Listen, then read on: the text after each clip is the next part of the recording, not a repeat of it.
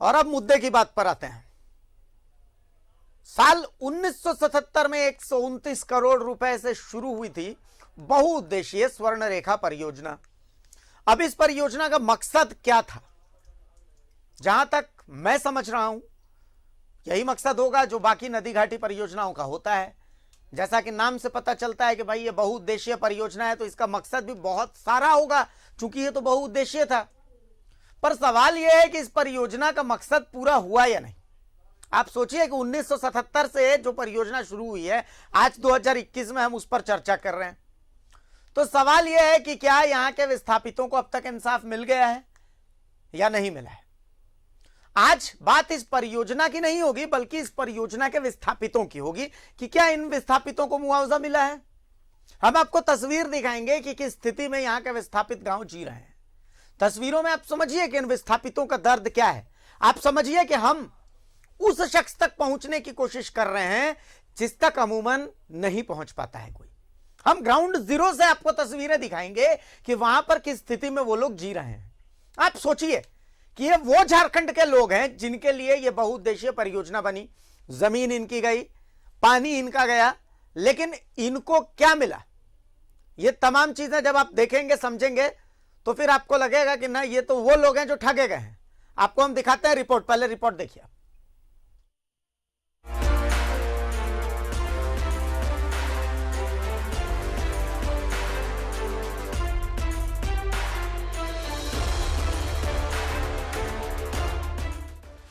बस यही तस्वीरें उन सभी 43 गांवों की हैं जो सुवर्ण रेखा परियोजना की विस्थापित है।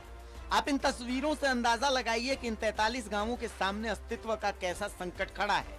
लेकिन सवाल है कि आखिर इन 43 गांवों की स्थिति ऐसी क्यों है। सुवर्ण रेखा परियोजना के तहत चांडिल डैम में अधिक पानी भंडारण इसका सबसे बड़ा कारण है।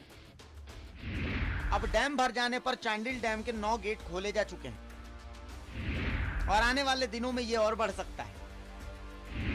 चांडिल डैम को बनकर तैयार हुए अब तक 30 से 40 साल हो चुके हैं, लेकिन इस डैम के पानी को सिंचाई के लिए अब तक नहीं दिया गया। इस डैम के पानी से 8 मेगावाट बिजली उत्पादन होना है, लेकिन वो भी अब तक नहीं हुआ। तो जब लोगों को पानी मिलता नहीं है, जब बिजली उत्पादन होता नहीं है, तो चांडिल डैम के पानी से होता क्या है। डैम के पानी का लाभ टाटा स्टील को मिलता है, डैम के पानी का लाभ आधुनिक स्टील कंपनी को मिलता है, डैम के पानी का लाभ बिहार स्पंज आयरन को मिलता है। अब मजे की बात और सुन लीजिए, इन कंपनियों पर अब तक 1 अरब रुपए का जल कर बकाया है। यह पैसा भी परियोजना विभाग को नहीं मिला है, लेकिन इस पर कोई बात ही नहीं करना चाहता। विस्थापितों की कोई जिम्मेदारी उठाना भी नहीं चाहता। क्या करेगा, क्या खाएगा, नौकरी भी नहीं, कुछ नहीं। इस तरह विस्थापित का बदहाली है और पूरा विस्थापित गांव में यही है, सिर्फ इंचागढ़ में ही नहीं। और बेवजह पानी को पकड़ के हर साल डुबाया जा रहा है बिना मतलब का। तो ऐसे ही डुबा देने से हो जाएगा कि उसका जो नियम है, जो नीति है, नीति अनुसार कुछ हुआ है? कुछ भी नहीं हुआ। इसीलिए तो सीबीआई जांच का हम मांग कर रहे हैं कि सीबीआई जांच होने पर ये सब दलाली उलाली सब पकड़ा जाएगा। और ये सफेद हाथी बन के बैठा है स्वर्ण रेखा परियोजना, जिसको लूट के खत्म कर दिया गया, बिचौलिया और दलाल मिलके। बहुत सारे सवाल हैं जिनके जवाब सुवर्ण रेखा परियोजना विभाग को देना चाहिए। मसलन चांडिल डैम के गेट खोलने में इतनी देर क्यों हुई? विस्थापितों का जिम्मा किसका है? क्या कभी स्थानीय प्रशासन ने विस्थापितों से उनकी समस्या समझी? क्या कोई जनप्रतिनिधि इन विस्थापितों की समस्या सुनने गया? क्या किसी ने यह भी जानने की जहमत उठाई कि इन्हें मुआवजा मिला या नहीं? क्या इस वक्त भी इन विस्थापितों से मिलने कोई पहुंचा? में एक मीटिंग रखा गया था कि अभी जिस टाइप का पेंडिंग है पेमेंट, मुआवजा अभी पेंडिंग है। इस मामले में पेंडिंग रहते हुए भी स्टोरेज करना मानवाधिकार का उल्लंघन है कि आप पहले पेमेंट करिए, प्रॉपर रेगुलेट करिए, तो उसके बाद हम लोग अपने आप छोड़ देंगे। लेकिन हमने जब उच्च अधिकारी से बात की है, उन्होंने कहा कि ऊपर से हम लोग का फंड में पैसा है नहीं, तो हम लोग पेमेंट कैसे करेंगे। तो ये विस्थापित से यही हम लोग को सहमति हुए कि जब तक पेमेंट पूरा नहीं होगा पानी का स्टोरेज नहीं होने देगा। का भी ये नहीं आ रहा है, कलेक्शन नहीं रहा है, सरकार का एक तरफ से राजस्व का भी नुकसान है और दूसरी तरफ पानी को रोक करके विस्थापित लोगों को डुबा रहा है। ये किस तरह का न्याय है? मैं न्यूज 11 से बसंत कुमार साहू ऊंचागा। तो आप सोचिए कि जो चांडिल डैम है उसके उस गेट को तब खोला जाता है जब ये डैम लबालब हो जाता है। आप सोचिए कि इस चांडिल डैम से सिंचाई का पानी नहीं मिलता लोगों को। आप सोचिए कि 8 मेगावाट बिजली का उत्पादन होना है चांडिल डैम से, क्या वो बिजली का उत्पादन हो रहा है? नहीं हो रहा है। आम लोगों को कुछ नहीं मिलता, विस्थापितों को कुछ नहीं मिलता। उल्टा ये डैम का गेट खोल करके और जो विस्थापित गांव है आसपास उन गांवों को डुबा दिया जा रहा है। भाई अचानक से आप 9 गेट खोल देंगे, धीरे धीरे गेट खोलना चाहिए ना। आप अचानक से 9 गेट खोल देंगे तो क्या होगा? जो विस्थापित गांव है वो तो डूबेंगे ही। खबर दिखाए जाने के बाद आपकी नींद खुलती है। स्वर्ण रेखा परियोजना लूट का अड्डा है। विस्थापितों की जमीनों का बस वहां पर खेल चलता है, सिर्फ दलालों का वहां पर खेल चलता है। आपको हम एक विस्थापित को सुना भी रहे थे। तो पहली बार ग्राउंड जीरो पर न्यूज 11 भारत पहुंचा है। हमारे 2 सहयोगी वहां पर मौजूद है विस्थापितों के बीच में, उनकी जिंदगी किस कदर परेशान है वो दिखाने के लिए। मेरे सहयोगी प्रभात वहां पर मौजूद है और उनके साथ मेरे सहयोगी बसंत साहू मौजूद है। प्रभात, आपका कैमरा क्या कुछ देख रहा है? किस कदर उनकी जिंदगी है, चांडिल डैम में किस कदर परेशानी का वहां पर विस्थापितों को न्योता दे दिया गया है, दिखाएं एक बार। बिल्कुल भारती, पहले हम तस्वीर ही दिखाते हैं। देखिए जो ईचा का जो क्षेत्र है जहां जलमग्न हो गया है, जो पूरा गांव जो है पूरा जलमग्न हो गया है और जो जिनके घर पानी में डूब गए हैं वो अपने आप को, ये पुल है, पुल के ऊपर में आकर आसरा लिए हुए हैं। देखिए जानवर को भी खटिया में बैठाए, लोग यहाँ रात ऐसी ही बिता रहे हैं पिछले कल से अगर हम बात करें तो। और ये देखिए ये सारे सामान जो आपको पॉलीथीन नजर आ रहे हैं, पॉलीथीन से ढक के रखे, चूंकि बरसात भी हो रही है तो सामान कहीं ना कहीं इनका बर्बाद ना हो, इसको लेकर ये पॉलीथीन भी डाल कर रखे हैं। तो ये तस्वीर ही बयां कर रही है ईचागढ़ डैम की स्थिति क्या है। तो दिन के वक्त जब यहाँ पहुंचे थे तो उस वक्त भी नाव से जो लोग को, जो अंदर में लोग फंसे हुए थे उनको पानी से बाहर निकाला जा रहा था और पानी से बाहर निकालकर ऊंचे स्थान पर लाया जा रहा था और सामुदायिक भवन में शिफ्ट किया गया है। तो ये देखिए ये तस्वीरें हैं, ये लोग इंतजार में है, कहीं ना कहीं जब पानी नीचे जाएगा तो वो अपने घर को जाएंगे। और एक महिला देखिए, बुजुर्ग महिला सफेद कपड़ी पहनी हुई है और जो हमारे सहयोगी है बसंत जी इन्हें लेकर पहुंचे हैं यहाँ पे। तो समझा जा सकता है इनका दर्द किस तरीके का है और कैसे लोग रात काटते हैं। और ये चांडिल डैम अभी का ये समस्या नहीं है भारतीय, ये कई वर्षों का है। ये कई वर्षों से, करीब 40 वर्षों से यही स्थिति है। हर साल ये चांडिल डैम में पानी भरता है और फिर ईचा का जो क्षेत्र है वो डूब जाता है। और जब पानी डूबने लगता है तब लोग जो रेस्क्यू करते हैं और उसे लेकर आ जाता है। लेकिन सबसे एक बड़ी बात है भारती कि आखिर ये स्थिति उत्पन्न क्यों होती है, क्योंकि ये ईचा डैम जो बना था, चांडिल का डैम जब बना था तो ये उस वक्त बना था कि इसमें जो सिंचाई, इस क्षेत्र के जो लोगों को सिंचाई से का व्यवस्था होगा, साथ ही साथ जो 8 मेगावाट बिजली उत्पादन करने की बात था, आज तक वो नहीं हो पाया, क्योंकि बल्कि ये पानी जमा करने से लोग के घरों में पानी घुस जाता है। ये पिछले दिनों अगर हम बोले, ये यस तूफान जब आई थी तो उस समय आपदा प्रबंधन की बैठक हुई थी, उस समय रांची में। तो जो क्षेत्र की विधायिका ने ये बातें उठाई थी, अगर ये पानी का कोई यूज नहीं होता तो आखिर डैम में इतना पानी रखने का कोई मतलब नहीं है। 180 मीटर पानी रखा जा सकता है, लेकिन कहीं ना कहीं 183 मीटर से ऊपर लेवल चला गया और आज फिर जो डैम का फाटक खोलना पड़ा, क्योंकि अगर डैम का फाटक नहीं खोलेंगे तो ये पूरे जो ईचागढ़ का 116 गाँव है पूरी तरह से जलमग्न हो जाएगा। हालांकि पानी चला गया है अंदर में। हमारे सहयोगी है बसंत जी, हम उन्हीं से जान लेते हैं, सुबह से इस क्षेत्र में घूम रहे हैं और कवरेज भी कर रहे हैं। क्या स्थिति आप देखें बसंत जी, ये जो विस्थापित है उनको? देखिए ये जो माने जिस तरह से आज से 35 से 40 साल तक जिस तरह विस्थापित माने ये जो बरसात के समय पर अपना ये भंडारण जो कर रहा है, ये हम लोग न्यूज 11 में बार बार दिखा रहे हैं। यहाँ का गांव का लोग भी, अपना जो विस्थापित है उन लोग भी हमेशा ये कर रहा है। भंडारण क्यों कर रहा है? भंडारण इसलिए कर रहा है कि पूंजीपति जो माने आपका फैक्ट्री से आपका टाटा स्टील कंपनी हुआ, ये आधुनिक कंपनी हुआ, नीलांचल कंपनी, बिहार इस्पात आयरन कंपनी, इन लोगों का अरबों रुपया बकाया है। इसके बावजूद भी उन्हीं लोग को पानी देता है और पानी दे करके आप माने पैसा भी वसूली नहीं कर रहा है, अरबों रुपया बकाया, वही हम लोग न्यूज प्रकाशित किए हैं। और ये जो पानी रोक करके विस्थापितों को डुबा दे रहा है, इसमें भी नेतागिरी होता है। वोट का माने नेतागिरी राजनीतिक होता है, चाहे कोई भी पार्टी का रहे, वोट का राजनीतिक होता है। विस्थापितों को माने लॉलीपॉप दिखा देता है वोट के समय। लेकिन ये यदि देखिए, जिसका भी सरकार, इसके पहले भी बीजेपी सरकार था, उन लोग भी विस्थापित को लॉलीपॉप दिखाया। अब माने जेएमएम का है, वो भी लॉलीपॉप। अरे जब माने डूब रहा है तो क्यों नहीं आप माने डैम को खोल रहे हैं?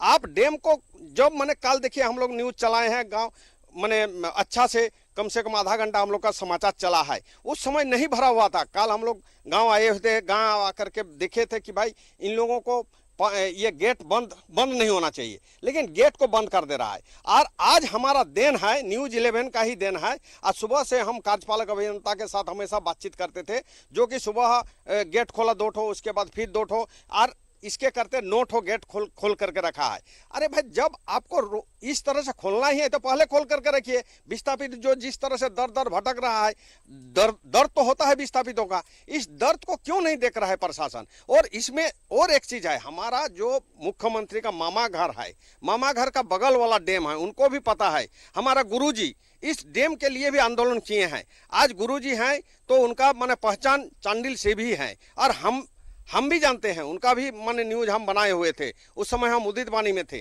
और बनाए थे गुरुजी का न्यूज। लेकिन आज गुरुजी भी और हेमंत सोरेन क्यों नहीं सोच रहे हैं विस्थापित को क्यों डुबा रहा है? ये नहीं डुबाना चाहिए। ठीक है, भुगतान कर दे, पैसा सारा चीज भुगतान करके गांव को अलॉट कर दे कि भाई पैसा आप लोग का भुगतान हो गया, आप लोग खाली कर दीजिए, सब चला जाएगा। लेकिन ये चीज तो कर नहीं रहा है। दूसरी बात, हम लोग ये भी न्यूज दिखाए हैं कि 116 गाँव का भुगतान करना है। 35 से 40 साल तक 67 गांव का भुगतान किया, और इसमें दलाल भी मन लगे हुए हैं। और अभी क्या हुआ, अभी सरकार जब जेएमएम का सरकार है, जेएमएम का सरकार रहते हुए अब माने 167 गांव का पेमेंट को हटा करके 43 गांव का पेमेंट अभी कर रहा है। अरे भाई, क्या तमाशा है? ये जो माने आपका 35-40 साल तक आप ऐसे ही रखे, 67 गांव को भुगतान अब तक 67 गांव का पूरा किए ही नहीं, और 43 गांव का अभी माने फिर कर रहे हैं। और कब कीजिएगा आप? 116 गांव का जब जमीन को डुबा रहे हैं, घर को डुबा रहे हैं, सब डूब रहा है, तो उसको भुगतान कीजिए आप। उसको नहीं, आप क्यों एक बार किए? अभी इन लोगों का जो है रेंट रसीद नहीं करता है, बच्चा लोगों का यदि किसी तरह से जन्म प्रमाण पत्र, आवासीय बनाना है, जाति प्रमाण पत्र बनाना है, तो इसके लिए भी इन लोग वंचित हो गया है। पूरा 116 गांव को भी अभी पूरा वंचित रख दिया है, ना जमीन रजिस्ट्री कर सकता है, ना कुछ कर सकता है। इस तरह का चल रहा है विस्थापित लोग। जी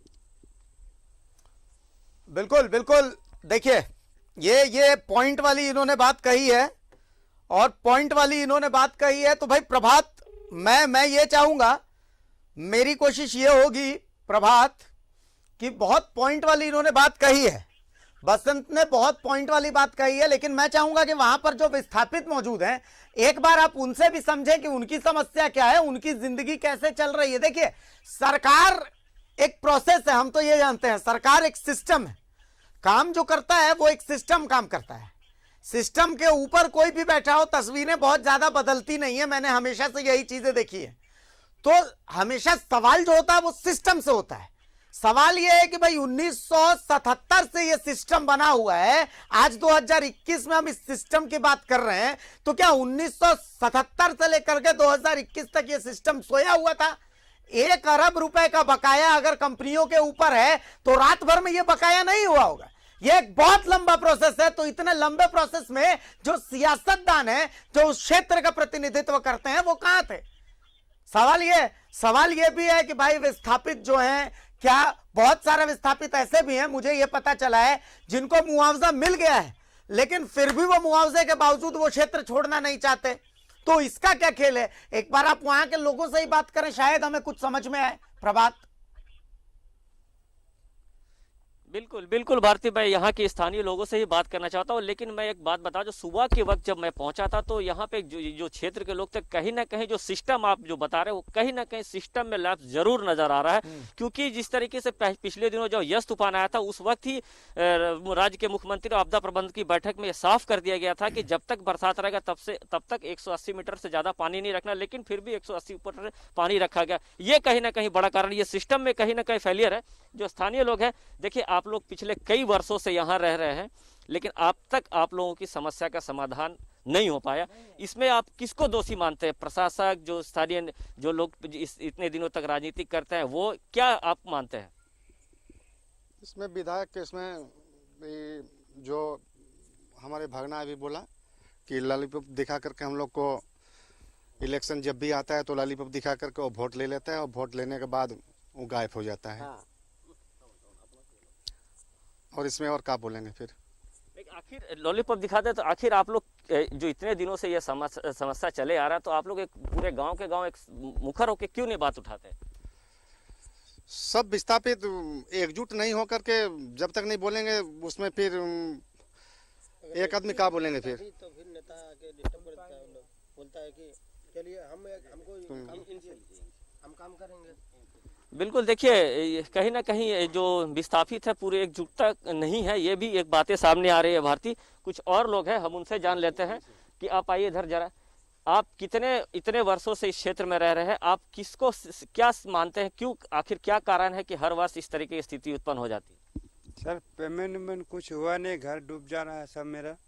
अभी तक हम बहुत दुखी में, हम बोलेंगे तो बोलेंगे क्या बोलेंगे? और सर मम्मी है, मम्मी से बोलेंगे।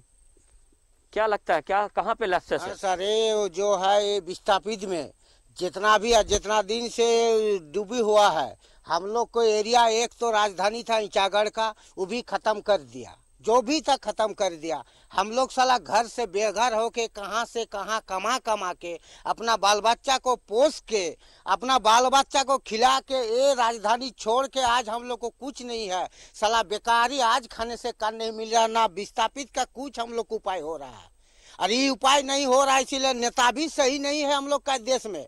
नेता सही रहता ना सर, तो इस विस्थापित को जरूर कुछ ना कुछ करता है। हम लोग गरीब आदमी है, और इसीलिए गरीब आदमी के चलते कुछ हो नहीं पा रहा है। और अगर अमीर आदमी रहता ना सर, और कुछ अगर ऐसा कुछ धनीवान, तो आज सर इसीलिए आज दुनिया को अब दूसरा हो रहा है।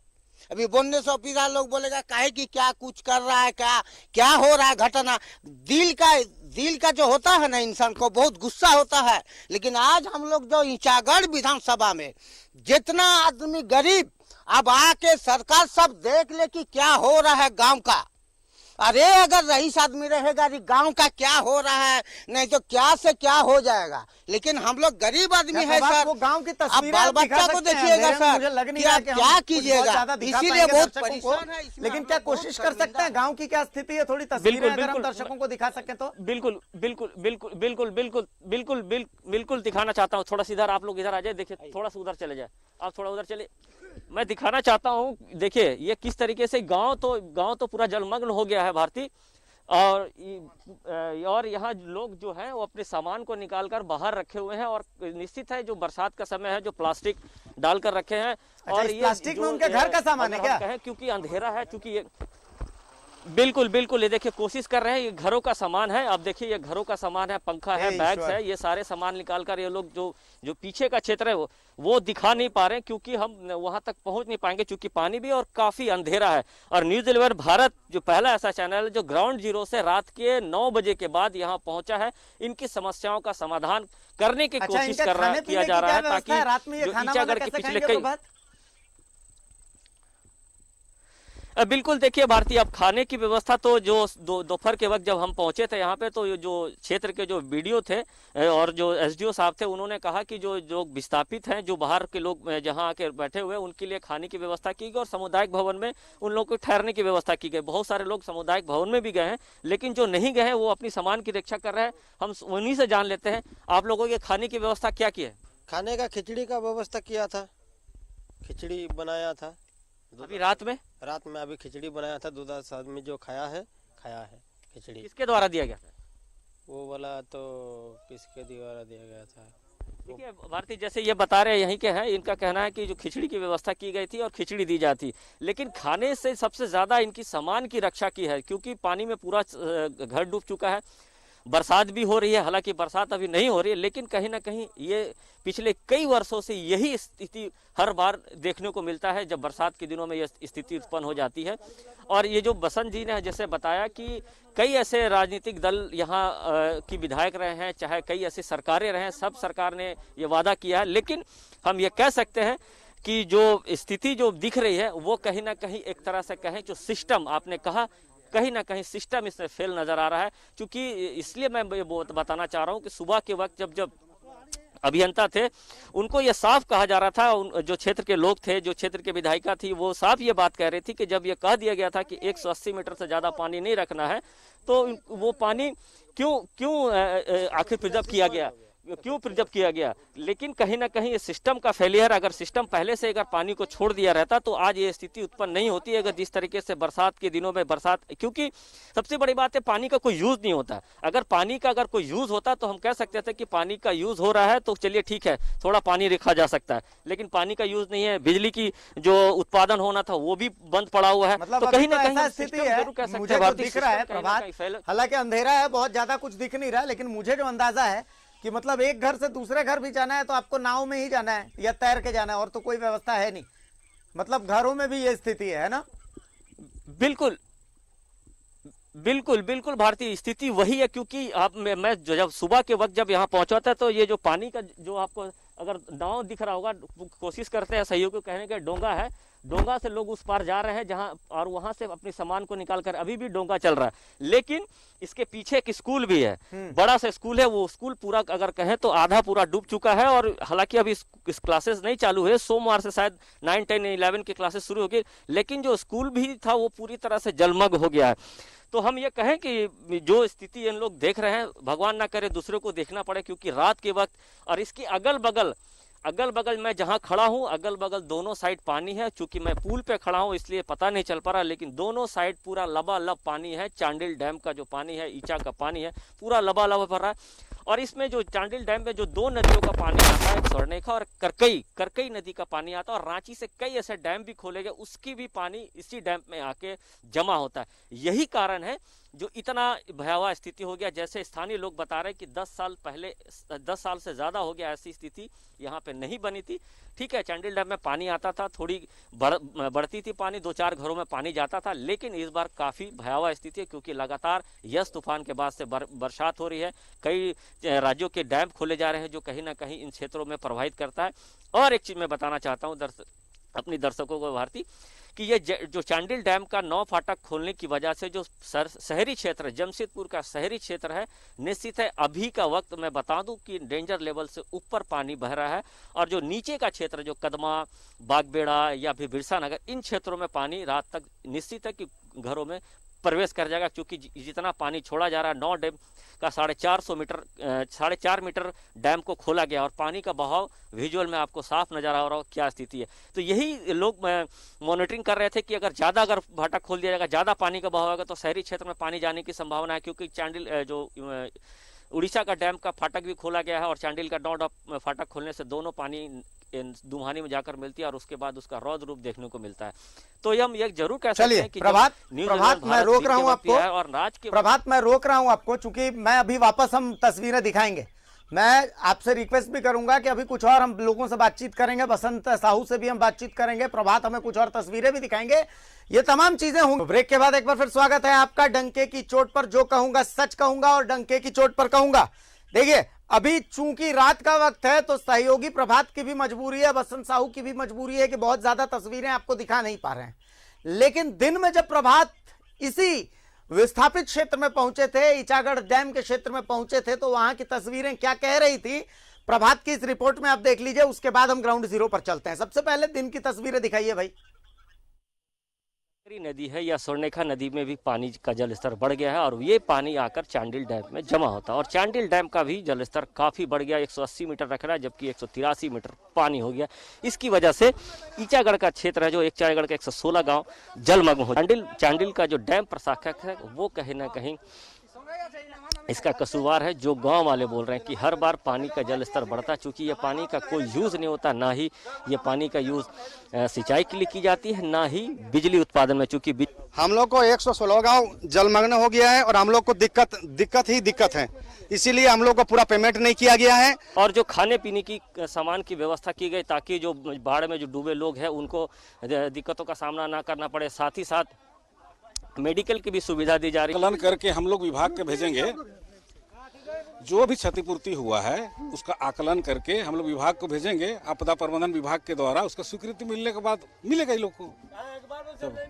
जैसे लोग गाँव के लोग कह रहे हैं कि हम लोग को एक बार भी नहीं मिला है, और जो खाने पीने के लिए क्या व्यवस्था कर रहे हैं, साथ ही साथ देखिए एक तो समस्या है कोरोना चल रहा है, दूसरी जो पानी बढ़ जाने से कई बीमारियां भी होती, उसके लिए मेडिकल की क्या सुविधा है? मेडिकल का टीम डॉक्टर भी यहाँ पर आया हुआ है। मुखिया जी, आप जब इस क्षेत्र के मुखिया हैं, काफी दिनों पुराना ये मामला है, हर बार ये स्थिति उत्पन्न होती, क्यों ना कुछ स्थायी निदान, क्या कारण है जो नहीं निकल पाता, और अभी क्या स्थिति? स्थायी निदान हम लोग इसलिए निकाल नहीं पाते हैं क्योंकि हम लोग का जो मुआवजा है, जो विस्थापित हम लोग को एक तो कार्ड बना है, उसमें हम लोग का सारा मुआवजा लिखा हुआ है, वो सब हम लोग को पूरा नहीं हुआ। 80 मीटर रखना है, लेकिन लास्ट 182 मीटर रखा जाता है, जबकि ये क्षेत्र के विधायिका भी कह चुके हैं कि जब पानी का यूज़ नहीं होता है तो 180 से नीचे रखा जाए पानी।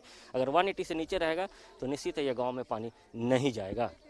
सईद अनवर के साथ प्रभात, न्यूज़ 11 भारत, ईचागढ़।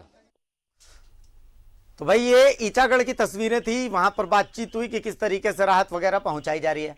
अब हम ग्राउंड जीरो पर आपको दिखाते हैं। आप मेरे पीछे में तस्वीरें भी देख रहे होंगे कि किस तरीके से लोग एक डोंगा बना करके और वहां पर काम चला रहे हैं। किसी तरीके से प्रशासन भी कोशिश तो कर ही रहा है, लेकिन अगर आप सोचेंगे कि एक रात की ये समस्या है तो नहीं, ये समस्या बहुत लंबी है।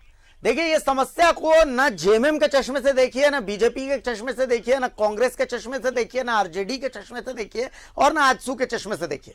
क्योंकि अगर आप इसे राजनीतिक चश्मे से देखिएगा तो ये एक राजनीतिक मुद्दा मिलेगा। ये राजनीतिक मुद्दा नहीं है, ये एक सियासी डिबेट नहीं है, ये एक कोशिश है कि हम उन लोगों से जुड़े जिन लोगों की बात अब तक कोई नहीं सुनता है। मुझे ध्यान है कि भाई इस क्षेत्र के लोगों की बहुत सारे ऐसे लोग हैं जो अपनी जमीन दलालों के हवाले कर दे रहे हैं।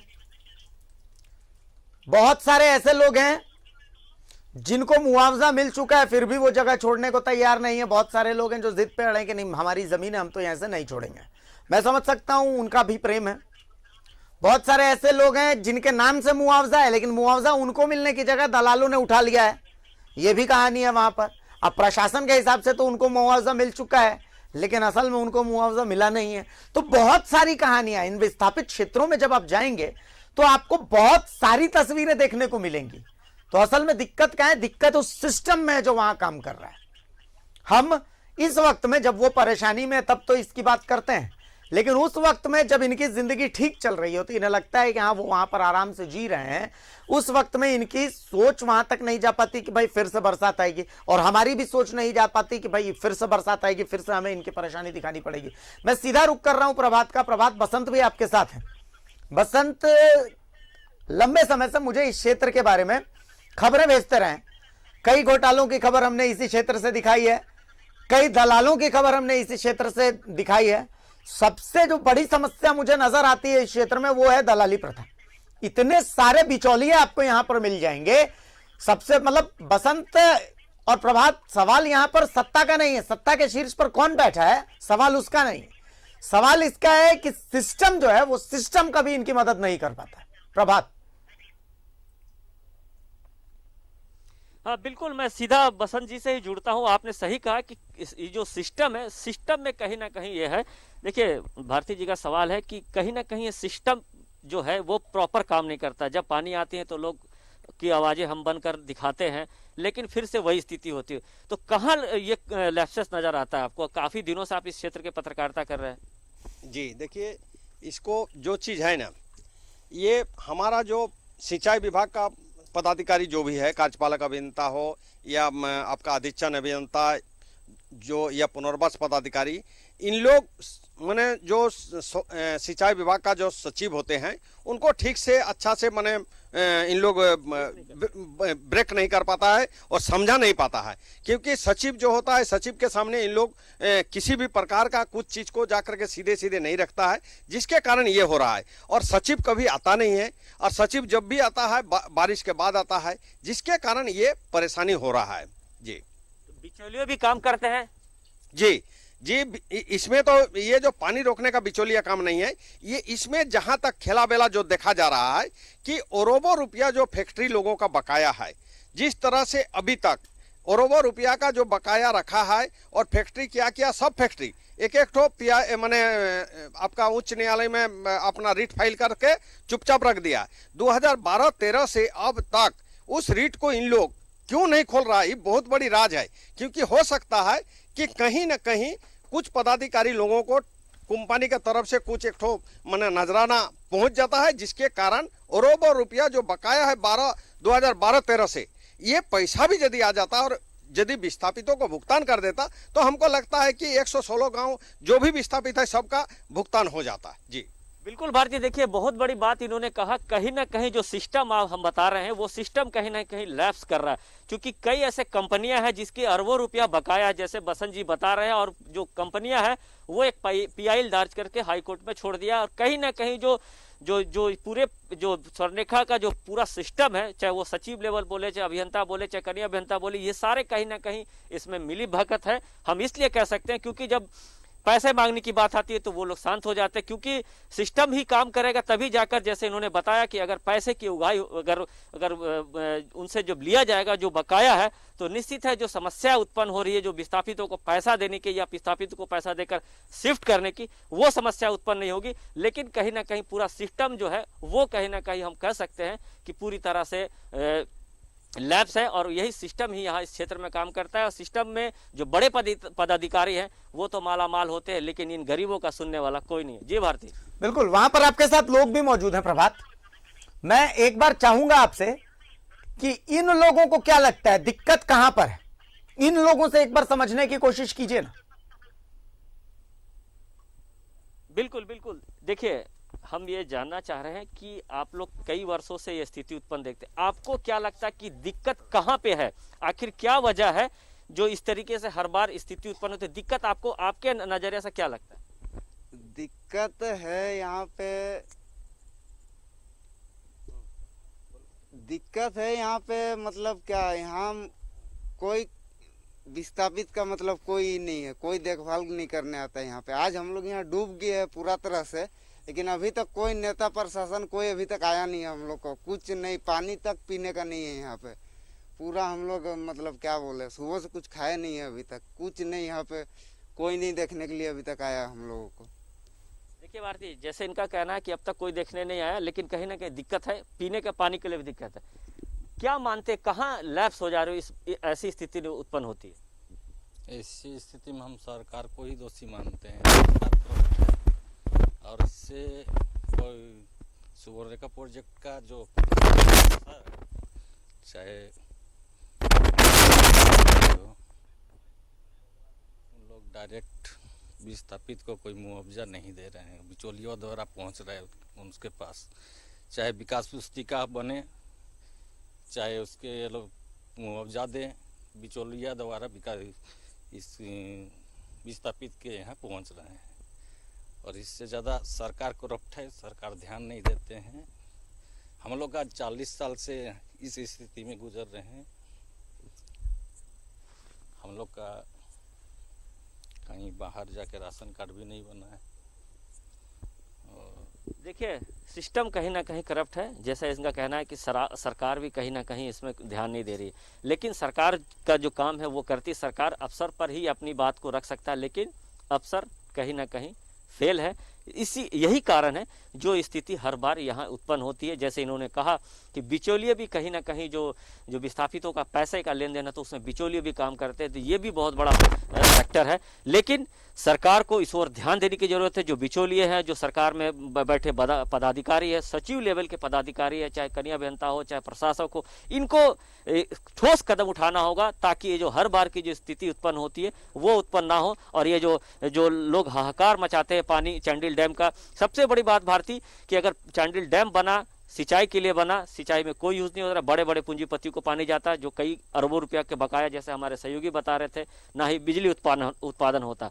तो अब ऐसे में इतने बड़े डैम में पानी जमा करके लोगों को पानी जलमग्न करना, ईचा डैम के क्षेत्र को डुबाना, ये कहीं ना कहीं सरकार की को ध्यान देना होगा। जो प्रशासक है, जो सिस्टम है, उसे कहीं ना कहीं डंडा चलाना होगा, तब जाकर ये स्थिति जो बनती है वो नहीं बन पाएगी। जो आने वाले दिनों में ये कयास भी लगाया जा रहा है कि लगातार अभी वहां के लोगों की मांग क्या है प्रभात? अभी वहां के लोगों की मांग क्या है? वो लोग जो मौजूद है वहां पर वो क्या चाहते हैं? देखिए भारती, जो लोगों का जो हमने अभी बात भी कुछ लोगों से, ये अभी फिलहाल जो स्थिति है इसमें इनका साफ कहना है कि अभी हम लोगों को कोई व्यवस्था नहीं दी गई है। लेकिन जैसे पानी की समस्या या खाने की समस्या ये जो बता रहे हैं, लेकिन दूसरी समस्या जो विस्थापित है उनका साफ ये कहना है कि जो विस्थापित है उनको जो मुआवजा मिल जाएगा, प्रॉपर मुआवजा नहीं मिला है, वो मुआवजा मिल जाने से निश्चित है ये लोग वहां से चल जाएंगे। लेकिन बातें ये भी सामने आ रही है कि बहुत सारे लोगों को मुआवजा मिल चुके हैं लेकिन वो फिर भी अपने क्षेत्र को नहीं। देखिए प्रभात, क्या वजह है? मैं आपको रोक इसलिए रहा हूं कि आपने ही आज दिन में ईचागढ़ की विधायक सविता महतो से बातचीत की थी। तो इस वक्त में ईचागढ़ की जो विधायक है सविता महतो, इस पूरे मसले पर वो क्या कहती हैं ये समझना बहुत जरूरी है।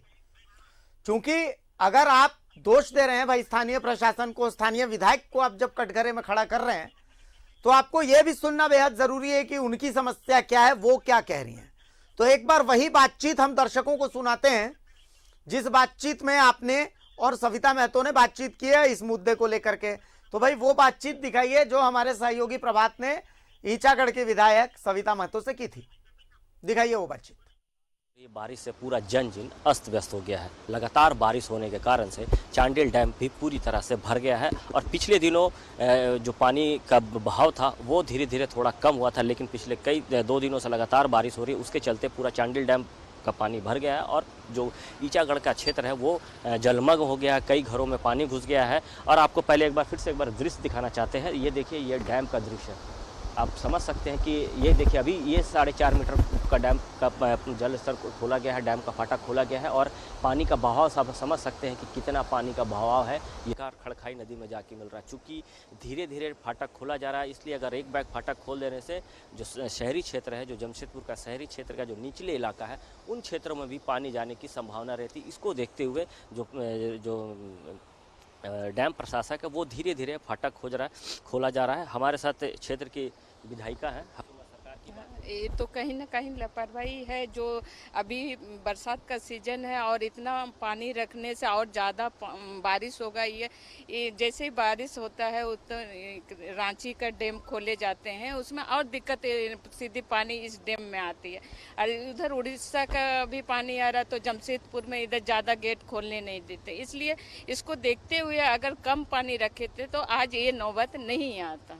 यहाँ से भेजे जिस गांव डूब चुकी है वहाँ से कि हमारे विस्थापित जनता को निकालें और सुरक्षित जगह में रखें और उन लोगों का खाने पीने का व्यवस्था भी कर रहे हैं। तो आप ये देखिए, ये चांडिल डैम है, ये इसमें रांची क्षेत्र की जो पानी है, चाहे रांची क्षेत्र का डैम का पानी है, वो पानी यहाँ प्रवेश करता है। और जबकि ये कहा गया है कि 181 मीटर से ज़्यादा पानी नहीं रखना। तो ये देखिए पूरा आपको नज़र आ रहा होगा केवल पानी ही पानी। ऐसे में निश्चित है जो इसके पीछे तरफ जो गांव है ईचागढ़ का वो जलमग्न हो जाता है और इससे पहले भी कई बार जलमग्न हुआ है। लेकिन कहीं ना कहीं जो प्रशासक है उनकी कहीं ना कहीं थोड़ी चूँकि पिछले दिनों जब आपदा प्रबंधन की बैठक हुई थी उसमें साफ निर्देश दिया गया था कि बरसात तक 181 मीटर से ज़्यादा पानी नहीं रखना। फिलहाल 182 मीटर है। इसी के चलते आज 9 फाटक के साथ साथ 4 मीटर पानी खोला गया है, ताकि जो पानी को भी मॉनिटरिंग इसलिए किया जा रहा है कि अगर पानी ज़्यादा खोल दिया जाएगा तो शहरी क्षेत्र जो है, जमशेदपुर का शहरी क्षेत्र है, निचले इलाका है, वो कहीं ना कहीं जलमग्न हो जाएगा। उसके चलते जो निचले इलाके के लोग हैं वो पानी से दिक्कतों का सामना करना है। हालांकि उस क्षेत्र के जो एसडीओ है वो लगातार क्षेत्र में घूम रहे हैं, जो निचले इलाका वहाँ मॉनिटरिंग कर रहे हैं, ताकि अगर पानी ज़्यादा आता है तो लोगों को दिक्कतों का सामना नहीं करना पड़े। सहयोगी अनवर के साथ प्रभात, न्यूज़ 11 भारत, चांडिल। तो देखिए, चांडिल में विस्थापितों की परेशानी की इससे बड़ी कवरेज नहीं हुई होगी। हम ग्राउंड जीरो पर मौजूद थे, हमने हर वो तस्वीर अपने कैमरे में कैद करने की कोशिश की। अब आपको हम चांडिल डैम और उसके आसपास के क्षेत्र की ड्रोन से ली गई तस्वीर दिखाते हैं। ड्रोन कैमरे ने जो अपने कैमरे में कैद किया है वो देखिए आप। ये चांडिल का वो पुल है चांडिल डैम का, कि देखिए ड्रोन कैमरे से आप एक्सक्लूसिव ये तस्वीरें देखिए कि किस कदर इस पुल के ऊपर से पानी बह रहा है। आप समझ सकते हैं वहां पर कि पानी डैम में किस कदर भरा हुआ है। ये पुल के ऊपर से बह रहा है। आप देख लीजिए ये तस्वीरें, ये ड्रोन कैमरे से ली गई एक्सक्लूसिव तस्वीरें हैं जो चांडिल डैम की हम आपको दिखा रहे हैं। आप देख लीजिए इन तस्वीरों को। अब इन तस्वीरों को देखने के बाद अब एक बार फिर से हम ग्राउंड जीरो पर चलते हैं। चूंकि हमारे पास वक्त ज्यादा नहीं है, हमारे पास मात्र 3 मिनट का वक्त है। मेरे सहयोगी प्रभात वहां पर मौजूद हैं और मेरे सहयोगी बसंत भी वहां पर मौजूद है। प्रभात, विधायक से बात हुई, विधायक ने कहा कि देखिए भाई, हम तो तमाम चीजों पर नजर बनाए हुए हैं। ठीक है, विधायक तो आते हैं, विधायक चले भी जाते हैं। बड़ा सवाल ये नहीं है, बड़ा सवाल ये है कि समस्या यूं के यूं रह जाती है। अभी जैसा कि मैं बसंता को सुन भी रहा था, बसंता को भी सुन रहा था और लोगों को भी सुन रहा था। अब आपसे एक जमशेदपुर निवासी, एक कोल्हान निवासी के तर्ज पर समझना चाहता हूं कि आखिर इसका निदान क्या होना चाहिए। देखिए, स्वर्णरेखा परियोजना तो एक ऐसी परियोजना है जिसमें गड़बड़ी ही गड़बड़ी है। हमने हमेशा से उन तमाम गड़बड़ियों को दिखाया है, लेकिन अब इन विस्थापितों को क्या करना है और अब प्रशासन, सरकार इनको क्या करना है, प्रभात से जानना चाहते हैं, बसंत साहू से जानना चाहते हैं, वहां के लोगों से जानना चाहते हैं। बिल्कुल, देखिए भारती, अगर एक जमशेदपुर वासी या कोल्हान की वासी के नाते अगर आप पूछ रहे हैं तो मैं ये जरूर कह सकता हूं कि ये सबसे बड़ा, देखिए कई सरकारें आई, हर सरकार, हर विधायक यह वादा करके जाता है कि ईचागढ़ के जो विस्थापित है उसको, जो विस्थापन है उसको तुरंत मुआवजा देकर उसको विस्थापित किया जाएगा, लेकिन वो हो नहीं पाता। हर साल ये स्थिति यही उत्पन्न होती है। लेकिन अब ये जेवीएम की सरकार है तो लोग इससे थोड़ी आशा जरूर लगाएं। ये भी हम नहीं कह सकते कि एकदम पूरा हो सकता है, लेकिन ये सिस्टम जो है, सिस्टम को दुरुस्त करना होगा, चाहे वो किसी की भी सरकार हो। जब तक सिस्टम नहीं दुरुस्त होगा, बिचौलिए जब तक नहीं खत्म हो गए भारती, ये नहीं खत्म होता। हम बसंत जी से भी थोड़ा जान लेते हैं, ये कैसे खत्म होगा। देखिए, खत्म होने का यही एक ही कारण है कि इन लोग जिस तरह से माने विस्थापित गांव को किए हैं, 116 गांव को, ये हर गांव, जो भी गांव है, 1 नंबर गांव से इन लोग पकड़े, 116 गांव का माने अपना लिस्ट बनाए और गांव का गांव आकर के माने कैंप लगाए और लोगों को जिसका नहीं भुगतान हुआ है, विकास पुस्तिका का हो या जमीन का हो, तो उसको तुरंत माने वहीं पर सेटल करके उन लोग को दे दे और एक नोटिस जारी कर दे, तभी जाकर के समाधान होगा। लेकिन ये चीज़ होगा नहीं, क्योंकि वास्तव में ये जो डैम जो बना हुआ है कुछ दलाल लोगों का हावी है और ये दलाल लोग नहीं चाहेगा और दलाल के माध्यम से कुछ पदाधिकारी भी हावी है, जिसके कारण ये होने नहीं देगा। साधारण चीज़ है, कोई भी यदि चाहेगा प्रशासन तो 116 गाँव को मुश्किल से 3 महीना लगेगा भुगतान करने में। 3 महीना के अंदर भुगतान हो जाएगा और सारा का गांव उन लोग खाली करवा सकता है। जी देखिए भारती, हमारे जो सहयोगी है वो भी सिस्टम पे ही सवाल कर रहे हैं। अगर प्रॉपर तरीके से सरकार चाह ले तो 3 महीने के अंदर जो विस्थापित है उसकी विस्थापन का जो नीति है वो भुगतान करते हुए उसको किया जा सकता है। लेकिन कहीं ना कहीं ये भी ये कह रहे हैं कि जो बिचौलिए है, जो सिस्टम है, वो कहीं ना कहीं इसमें हावी होता है। यही कारण है कि ये स्थिति उत्पन्न होती है। जी भारती, बिल्कुल, सिस्टम और बिचौलिए। चलिए प्रभात, बहुत शुक्रिया आपका, बसंता बहुत शुक्रिया। और विस्थापितों को यही संदेश है कि भाई देखिए, कोई हो ना हो, न्यूज़ 11 भारत आपके साथ खड़ा है। इस वक्त में जो कठिन वक्त है, इस कठिन वक्त में भी हम आपके साथ खड़े हैं। तो बहुत शुक्रिया प्रभात आपका, बहुत शुक्रिया बसंता आपका भी, बहुत शुक्रिया सरायकेला के उन निवासियों को जो कि इस भरी रात में भी आसपास पानी होने के बावजूद अपनी समस्या बताने के लिए हम तक पहुंचे। उन तमाम लोगों का हम शुक्रिया कहते हैं। देखिए, समस्या का है तो समाधान हमें निकालना पड़ेगा। समाधान निकलेगा कहां से? तो समाधान निकलेगा उसी स्तर से जिस स्तर पर बात हो रही है, सिस्टम से। जैसा कि बसंत साहू ने बताया कि भाई देखिए 3 महीने लगेंगे, आप कैंप लगाइए, आप कैंप लगा करके पता कीजिए हर छोटे कस्बों में जाकर के, भाई आपका काम है ये। जिनको भुगतान नहीं हुआ उनको भुगतान कीजिए, जिनको विकास पुस्तिका नहीं मिली उन्हें विकास पुस्तिका दीजिए, यही तो आपका काम है। आप नहीं करेंगे तो हम आपको ये करने पर मजबूर करेंगे, लेकिन करना तो होगा। ये झारखंड वासियों का हक है और उस हक को आपको देना पड़ेगा। ऐसा नहीं है कि इस हक को मार करके और आप बड़ी बड़ी कंपनियों को उनका हक देते रहें, ये चलेगा नहीं गुरु, बिल्कुल नहीं चलेगा। डंके की चोट पर अपना हक लेना हम जानते हैं, तो इंतजार कीजिए अपने अपने हक का मिलने का। आप ऐसे नहीं देंगे तो हम वैसे लेंगे, हम दिखा दिखा के लेंगे, लेकिन लेंगे।